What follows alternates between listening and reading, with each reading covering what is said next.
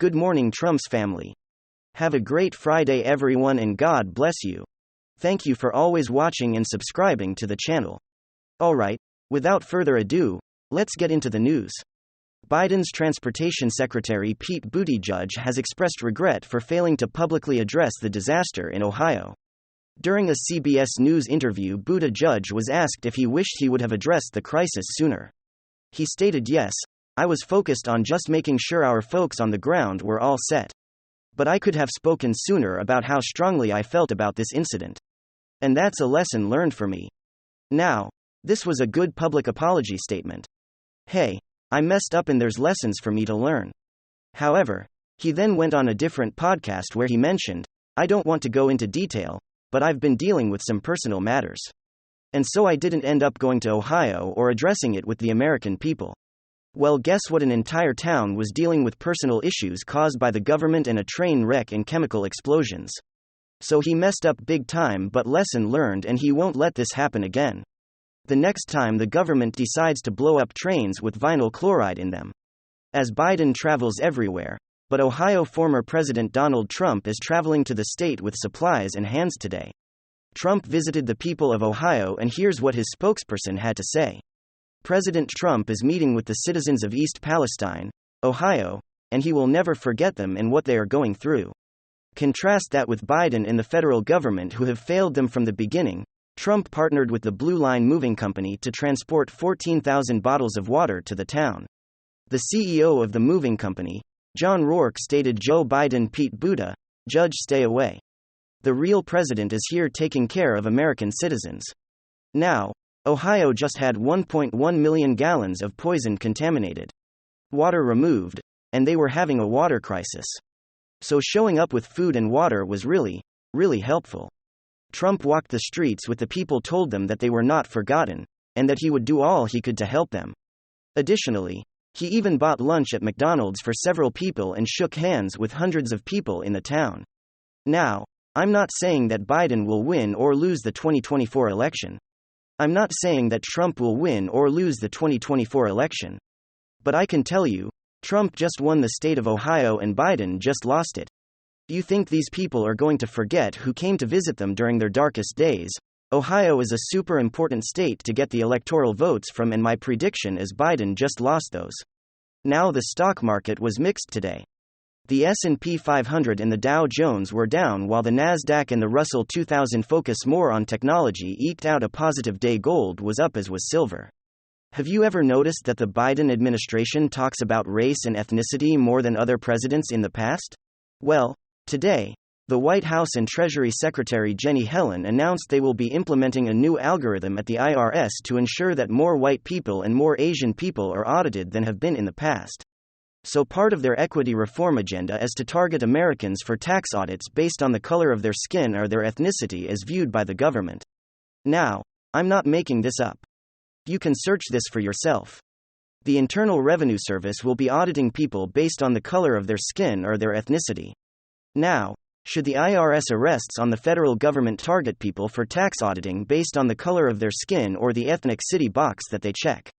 I don't think that they should. I don't want them targeting anybody.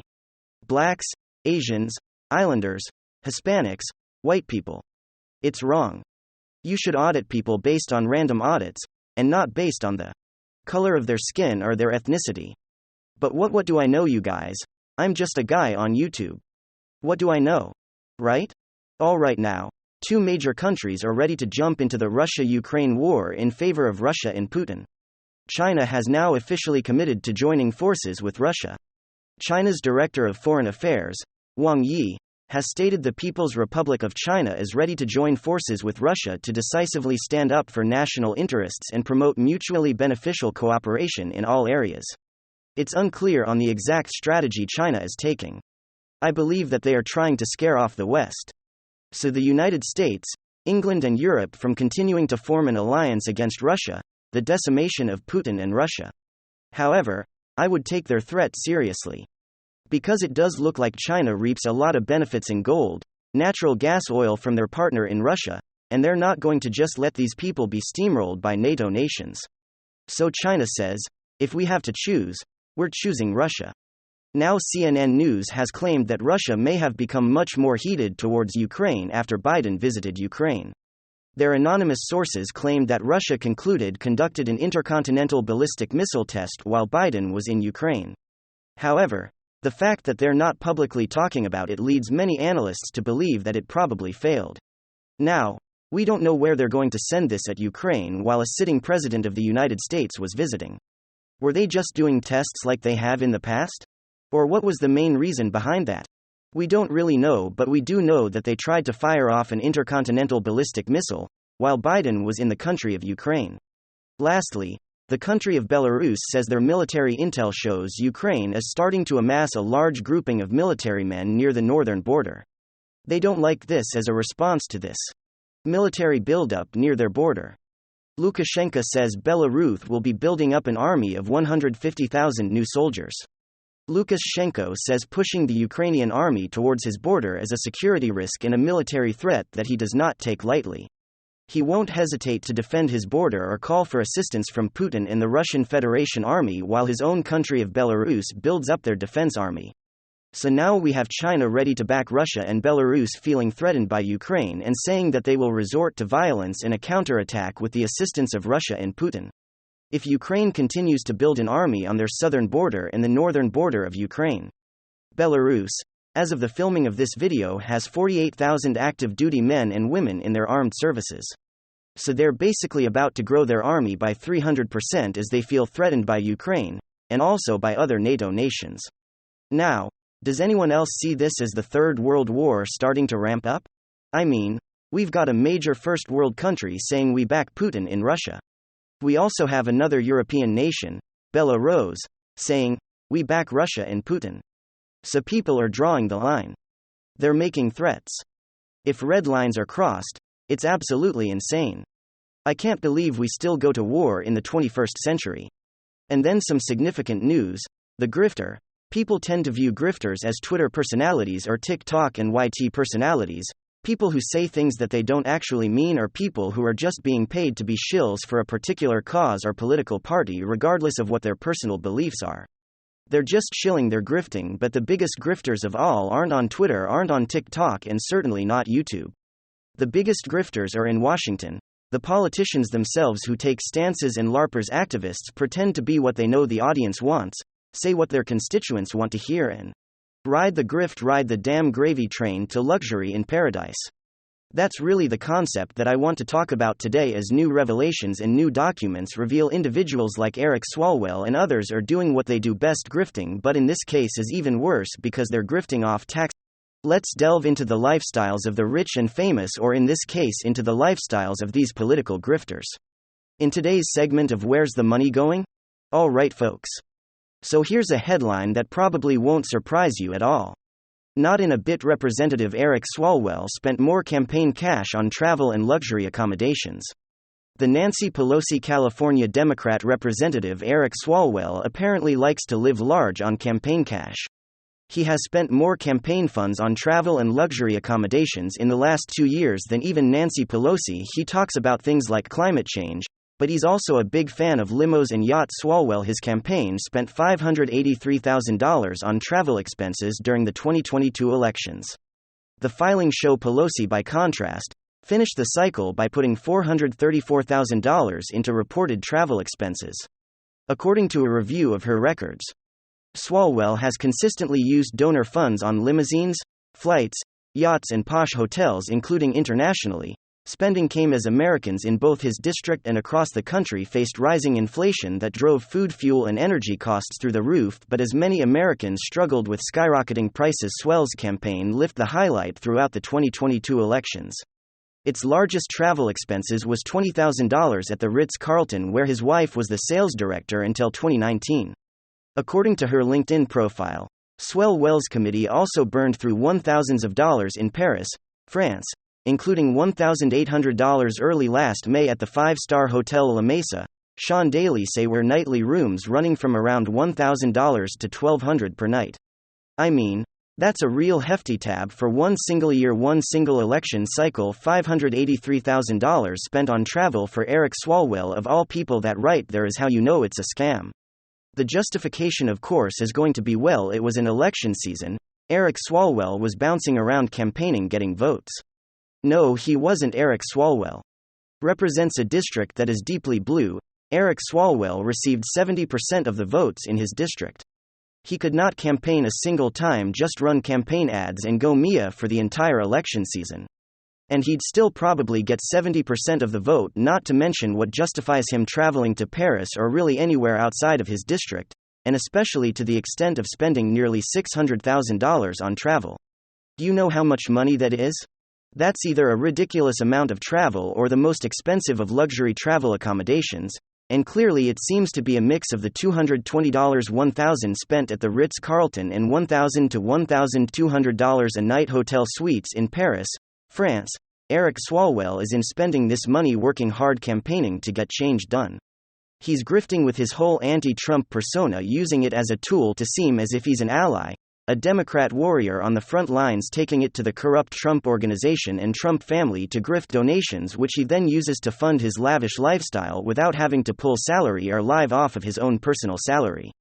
It's the same kind of crap that we highlighted not too long ago with Adam Schiff, the mastermind behind this whole anti-Trump fundraising grift. Of course, he might as well call it the Adam Schiff grip, where he'll post a tweet saying, "I'm going after Donald Trump and that's why they want to remove me from my committee positions."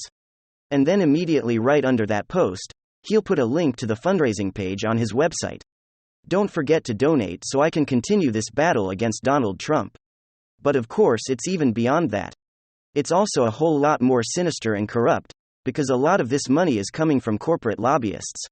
And that's why it's nearly impossible to trust these politicians, and it goes on both sides. It's hard to tell who's a legitimate representative, someone who's actually representing their people, their constituents, their voters.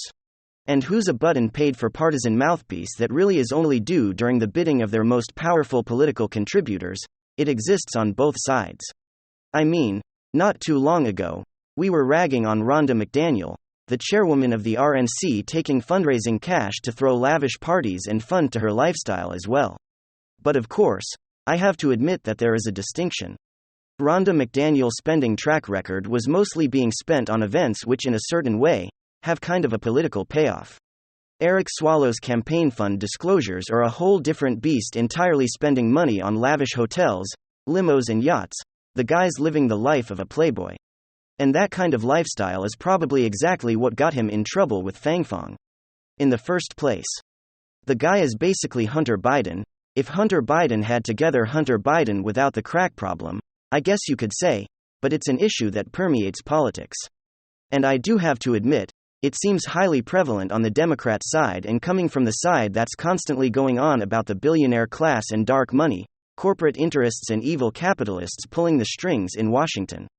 It's kind of interesting to see all these politicians, and especially these Democrat politicians, be just as guilty, if not more guilty, of what they're constantly warning about. I mean, if you thought Maxine Waters over the last decade funneling over $1 million to her daughter was egregious, well, that's just the tip of the iceberg. The whole political machine is corrupt and broken, and it seems like the loudest and most boisterous, the ones most involved in activism, and especially loud activism, tend to be the ones with the most skeletons in their closet. Actually, here's another very interesting piece. Remember, 2 months ago, we were covering how Stacey Abrams, his campaign is officially broke, to the extent that she's unable to pay her campaign staff anymore.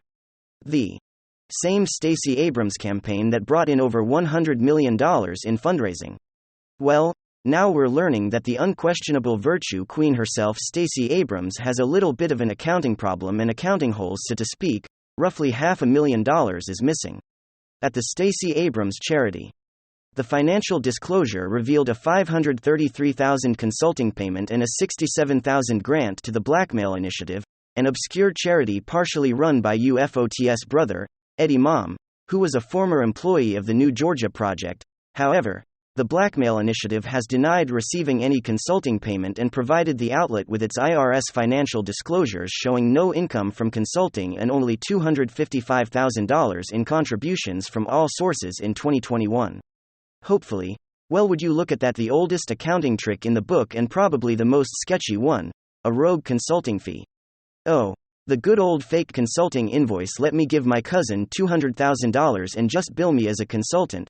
The holier-than-thou Democrats tend to be the most unholy same ones who are constantly complaining about a broken political system controlled by donors are the ones who tend to be completely bought by donors. The same anti-capitalist socialist clowns tend to be the most greedy capitalists. You could find these politicians are not to be trusted because frankly, they're not politicians. They're not representatives. They're not serving the people. They're grifters who serve themselves. Thank you very much. WWG1WGA.